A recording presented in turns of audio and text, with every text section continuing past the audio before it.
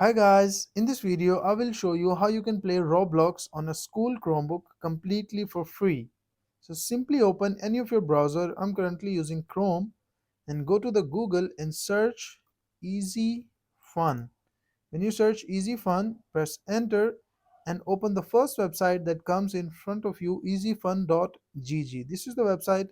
So click on this link, and when you click on this link, this website will open. As you can see, there are many other games, and if you want to play Roblox, simply scroll up and there you see the search bar.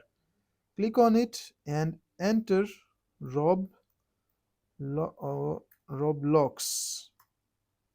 And when you press enter, there is your game Roblox that is completely free. If I click on it, you can see I can play the game by just simply clicking on it. This website is working and completely for free. And if it's, in some cases this website goes down or not working or showing any kind of errors, I'll come back with the new video and a new website and a new solution. So that is how you can enjoy this game.